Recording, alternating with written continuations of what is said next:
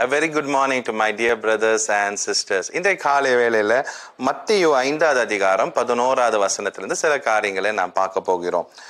It says, God blesses you when people mock you and persecute you and lie about you and say all sort of evil things against you because you are my follower. இதுக்கு ஒரு தலைப்பு கொடுக்கணும் என்றால் false accusation. இது ரொம்ப common இல்லை? அது நம்மளுடைய ஒர்க் பிளேஸா இருக்கலாம், இல்லைன்னா நம்ம படிக்கிற இடமா காலேஜில் இருக்கலாம், இல்லைன்னா அது எந்த மாதிரி ஒரு ஊழியத்தில் கூட இருக்கலாம்.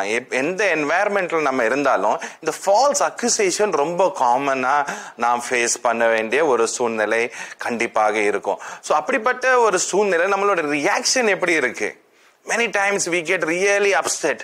I am doing so many things which are good, which needs to be appreciated, by why I am accused. ஏன் என்ன குறித்து தவறாக பேசுறான்னு சொல்லிட்டு நிறைய நேரம் நம்ம சோர்ந்து போக வாய்ப்பு இருக்கு. யோசேப்போட வாழ்க்கையில நம்ம பார்த்தோம் என்றால், யோசேப் அந்த போத்திஃபாரோட வீட்டுல உண்மையாக அவர் வேலை செஞ்சார். he was really good, excelled. அதனாலதான் போத்திஃபார் அவரை நம்பி எல்லா கீயும் அவர் கையில பொறுப்பா கொடுத்துட்டு அவர் போறாரு. நம்பி அந்த வீடே கொடுத்துட்டு போறாரு. சோ அந்த அளவுக்கு அவர் ஒழுங்கா ஒரு நல்ல ஒரு டெஸ்டிமனியோட, ஒரு உண்மையான ஒரு விசுவாசியை போல நல்லா ஒரு சின்சியரா ஒர்க் பண்ண ஒரு வாலிபன். ஆனா அப்படிப்பட்ட ஒரு வாலிபனை நாம் தெரிந்த கதை தான். போத்திஃபாருடைய மனைவி ஒரு தவறான அக்யூசேஷன் போட்டதுனால ஜெயில தூக்கி போடுறாங்க. ஒரு தவறான அந்த நேரத்துல நம்ம பார்க்கல, வசனத்துல இப்படி சொல்ல யோசேப் அழுது ஏன் எனக்கு இப்படி நடந்துன்னு சொல்லிட்டு புலம்புறதை நம்ம பார்க்கறது இல்ல. But Joseph continue to do good. அந்த ஜெயில கூட அநேகருக்கு அவன் ஆசீர்வாதமாக இருக்கிறான். ஜெயிலே ஒரு பாசிட்டிவ் இம்பாக்ட். சோ இப்படிப்பட்ட அந்த ஃபால்ஸ் அக்யூசேஷன், இன்னொரு வேர்டு கேரக்டர் அசாசினேஷன் சொல்லுவாங்க. யாருக்காவது ரொம்ப ஃபேவர் இருக்கு, நல்லா பண்றாங்க அப்படின்னு பார்த்தாங்கன்னா சிலவங்களுக்கு அது பொறுக்க முடியாது.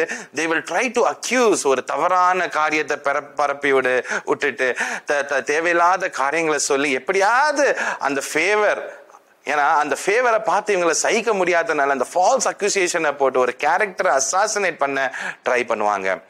ஆனா யோசிப்பை போல நாம் அதுக்கு ரியாக்ட் பண்ணி ஒன்னும் நடக்க போறது இல்லை. we need to continue to do good. அதுக்கு ஒரே ஒரு சொல்யூஷன், அந்த ஃபால்ஸ் அக்யூசர்ஸ் குறித்து நாம் கவலைப்படாம நாம் செய்யற நன்மையான காரியங்களை கண்டினியூ பண்ணாதான் நாம் மேற்கொள்ள முடியும். ஒரு ஃபார் எக்ஸாம்பிள், சிலவங்க அந்த டக்குன்னு பாய்சன் சாப்பிட்டுருவாங்க. இந்த பாய்சன் சாப்பிட்றவங்க என்ன பண்ணுவாங்க, நிறைய தண்ணி குடிப்பாங்க, நிறைய தண்ணியை கொடுப்பாங்க, அதை டைல்யூட் பண்ண ட்ரை பண்ணுவாங்க.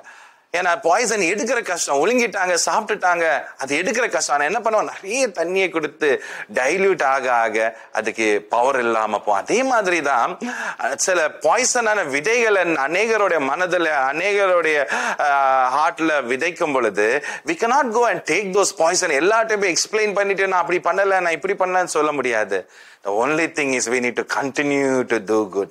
அந்த நன்மையான காரியங்களை ஆண்டவர் மாட்டும் பார்த்து, சுத்தி இருக்கிற ஜனங்களை பார்த்து சோர்ந்து போக அந்த நல்ல காரியத்தை நம்ம கண்டினியூ பண்ணும்போது, then we will be able to overcome this kind of false accusation and people who try this character assassination. May God bless you. Have a great day.